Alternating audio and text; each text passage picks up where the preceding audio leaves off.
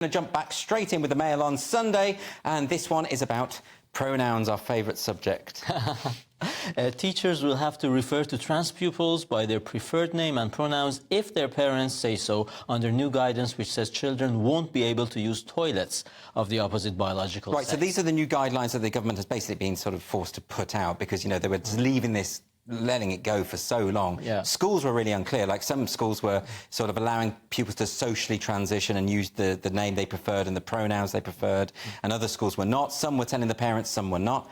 Now, the problem with these guidelines, looking at it from what I've read in this article, the problem here is that if teachers are told they have to use the pronouns if the parents say yes, that's edging into compelled speech, isn't it, Leo? Yeah, and also it's going to be very difficult to remember these, because it's not just like he and her, it's like there's all these like weird Z and Zer. And there's they and them. And they which and they're them. using a singular, which makes no sense if you're an English teacher. Yeah, and even the people who have the pronouns, I've seen Sam Smith trip up on his own pronouns. Right. You know, it's impossible. It's like you're trying to do this thing. It's like rubbing your belly and patting your head at the same time. It becomes, Nicholas, it does become a free speech issue at this point because most people use pronouns to denote the biological sex of the person they're talking about. And if a school, they're saying that the government isn't making it mandatory, but if a school says to the teachers, you have to misuse pronouns in this way against your conscience, there's definitely compelled speech at that point, isn't it? Exactly. So as usual, the problem is that the majority of the society has to go along with something which can be described as a mental health issue or, you know, a legitimate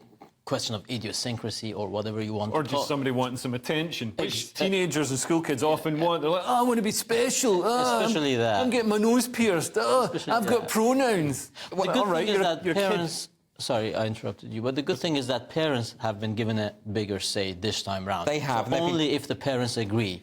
Only if the parents, but a lot of parents are ill-informed about this because there's so much misinformation out there about this particular subject.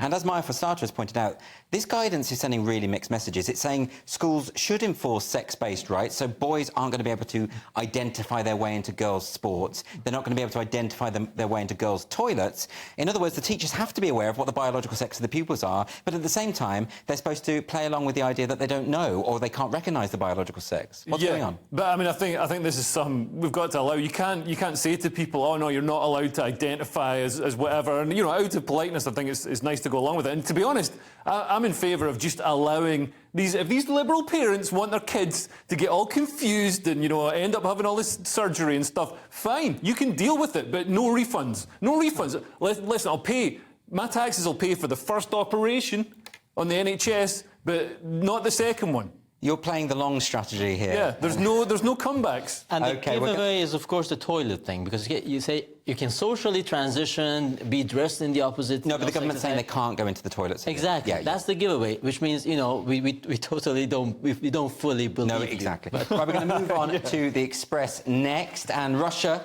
also addressing the trans issue in their delicate, soft way. Russia is taking a slightly harder tack on the gender debate. So Russia is banning gender change, claiming it's a path to degeneration of the nation. I don't know if that rhymes in Russia, but this is basically Russian PR against the West. So Vyacheslav Volodin, who's the Speaker of the Duma, the Russian Parliament, he told the Parliament, "We are the only European country that opposes all that is happening in the United States and Europe and does everything to stop it." Russia isn't a European country, it's a Eurasian country. But, I mean, it's interesting how restrictive regimes deal with LGBTQ and trans issues. Too far. So, Russia is sort of, you know, making a point of, you know, we're the opposite of the West, and the West is really, you know, playing into bigots in Russia's hands with this by pushing it too far. But in other regimes, such as Iran, they've gone the other way. Transitioning in Iran is basically mandatory if you're homosexual, because homosexuality